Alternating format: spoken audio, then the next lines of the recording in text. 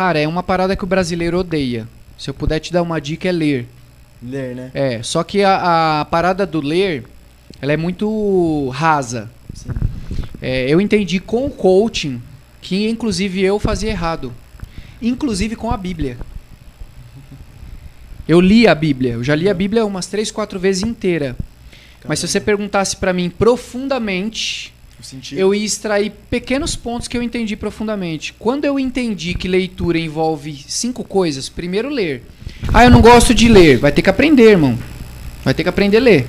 Porque sem leitura você não tem vocabulário. Sem vocabulário sua oratória fica pobre, michuruca. É por isso que quando a pessoa vai na frente ela fica...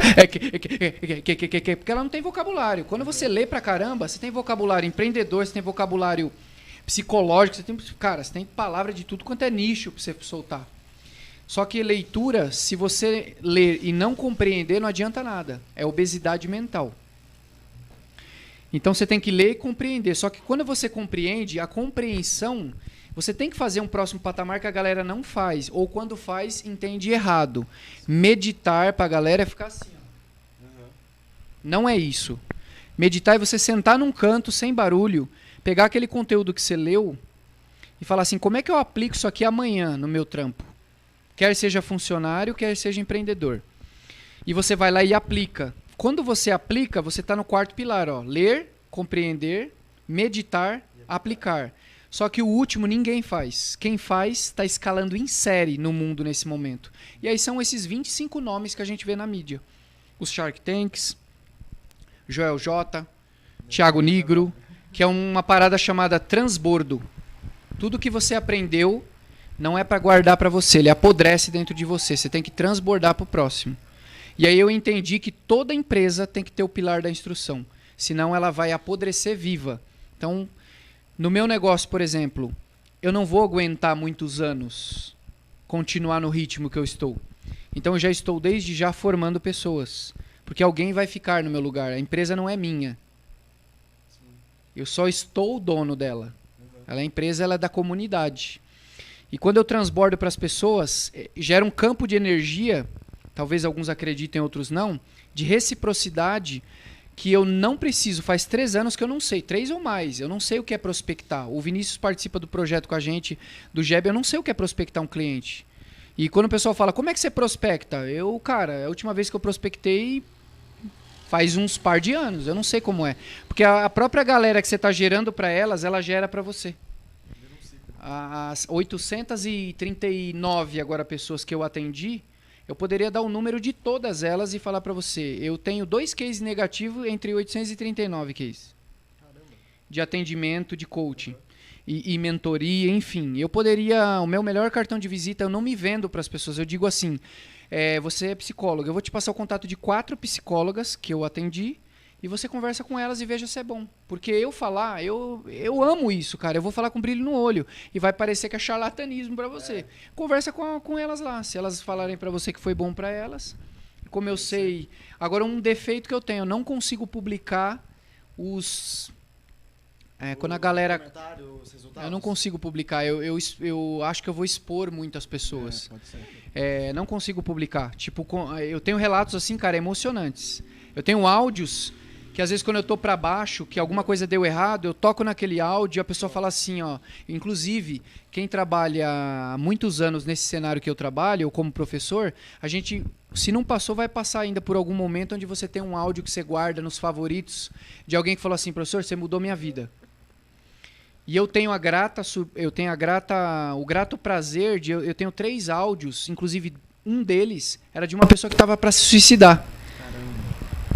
E assisti uma aula, inclusive na escola, na mesma escola. Ela estava para se suicidar, ela assistiu uma aula e ela falou assim, eu não sei o que é, mas me deu um gás para eu viver mais um tempo. Eu tenho o áudio da pessoa até hoje nos meus favoritos. Arrepia. E aí eu falo para você, tem preço que pague isso, cara? Não tem, cara. Não existe. Então eu acho que se eu pudesse te dar uma dica, cara, leia, compreenda, medite, aplique e transborde. Que é passar pro outro que você... Passa pro outro. O conhecimento. E a analogia que eu vi perfeita a respeito disso é da árvore. Pode perceber que tudo que a gente segue o processo da natureza dá certo, porque a natureza é de Deus. A água está em movimento, a terra está em movimento, as estrelas estão em movimento, os animais estão em movimento, as plantas estão em movimento. E às vezes o ser humano não quer se movimentar porque vai doer. E se você olhar para isso, e se você olhar para uma planta, por exemplo, uma frutífera, goiabeira, por exemplo, tem um prazo certinho para você tirar a goiaba do pé. Se você não tira, ela apodrece. É justamente isso. Tem um momento certinho de você entregar o conteúdo. Se você não entrega, ele apodrece com você. Aí já passou a cada 18 meses, toda informação do mundo deixa de ficar, ela fica obsoleta. E cada ano que passa está baixando isso. Cada 18 meses, tudo que você sabe já ficou obsoleto. Então é muito louco, é muito louco. Então quanto mais eu estudo, mais eu fico aficionado por ajudar pessoas, cara. Se eu pudesse te dizer uma coisa bem impactante, minha profissão não é o mais importante. Eu costumo dizer assim, vocês acho que costumam ouvir na internet as pessoas falando assim, tem que trabalhar por propósito. Eu acredito que sim. Só que isso tem que estar muito bem definido para você, senão você não consegue se sustentar. Né? Porque o propósito hoje ele é romantizado pelas pessoas. Não é bem assim. Por exemplo, quando eu entendi que propósito tem o real e o genérico, minha vida mudou. O propósito real de todos nós aqui, você quer ter uma família feliz, certo? Você quer desfrutar da vida com a sua família, de tudo que há de bom na vida com a sua família. E eu acho que a maioria das pessoas querem ter uma vida com Deus, assim, uma vida de prosperidade com Deus, de uma relação com Deus. Esse é o propósito real de vida de qualquer pessoa. A nossa profissão é genérica. Só que quando a gente tem uma profissão que a gente ama o que faz e a gente consegue ajudar as pessoas a atingir o propósito real de vida delas com a nossa profissão genérica, com o nosso propósito genérico, você atingiu o ápice do flow da sua profissão, que é o que eu vivo hoje. O ápice do pode pá da sua profissão. E hoje pra mim é tipo assim, eu fico angustiado quando dá 5:30 da manhã porque eu quero levantar e produzir. Então pra mim eu tô dormindo muito.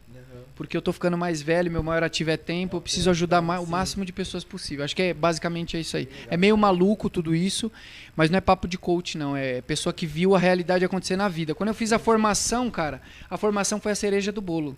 Porque eu falei, agora eu aprendi como aplicar a técnica nas pessoas. De X a X idade, que é o que eu estava falando naquela hora, a pedagogia vem de peda, que é de criança. Andragogia Andra é de adulto e eutagogia é de quando você está falando de uma coisa que hoje está raro, que é as pessoas aprenderem sozinhas a fazer a coisa. Ela decidir quando, como e o que ela quer fazer profissionalmente.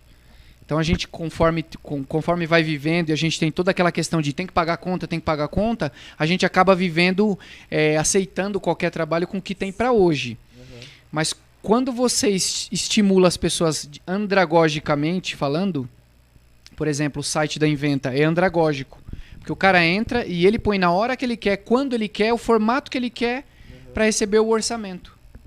Então eu dei liberdade. Então quanto mais educação for eutagógica, melhor dizendo, ela vai bombar. Eutagogia, Airbnb, eu escolho onde eu quero ficar, quando e como eu quero ficar.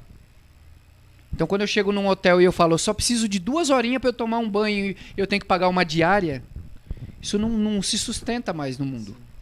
Como o próprio carro, Uber e várias outras coisas. Então tudo que você aplicar o processo de eutagogia, deixa a pessoa decidir quantas horas ela quer, como ela quer. Às vezes você quer fazer facul de madrugada, só que você tem que ver a aula às 7 da noite e ficar dando presença a cada meia hora. Isso está tirando o seu processo de eutagogia, de você decidir fazer, entendeu? Então, hoje na minha empresa eu estou tentando desconstruir ela e construir ela de um formato, no mínimo, andragógica, que é para adulto. Porque quando você vai fazer, às vezes, uma pós, um MBA, alguma coisa, a gente ainda vê muito presente no nosso país a pedagogia pura. Pedagogia, como a criança não sabe o que ela quer, você tem que dizer como, você tem que falar para ela, é assim e dessa forma. E quando você vai para esse processo de MBA, de fazer uma pós, cara, nada mais é do que tem que ser 95% de prática, de hackathon, de bota a mão na massa e resolve é fazer, cara. O andragogia é fazer. E a gente ainda tá muito dizendo assim pra pessoa, a teoria do papapá, cara, faz. Na frente, os alunos atrás, conversando e falando, tem que fazer isso, isso, isso. Em contrapartida pro aluno também, que é o que eu falei bem no início. pra você que tá na fase... Você vai chegar na nossa fase muito melhor do que a gente. Porque você tem muito mais subsídio do que a gente teve. Mas quando você chegar no nosso ponto, você tem que fazer uma reflexão e pensar assim, ó. Eu quero ser protagonista da minha vida. Eu quero ser coadjuvante dela. Ou eu quero ser aquela galera que é figurante. 90% da galera que tá aí trabalhando no mercado é figurante. Tá figurando dentro das empresas dos outros. Na manada, né? Tá na manada.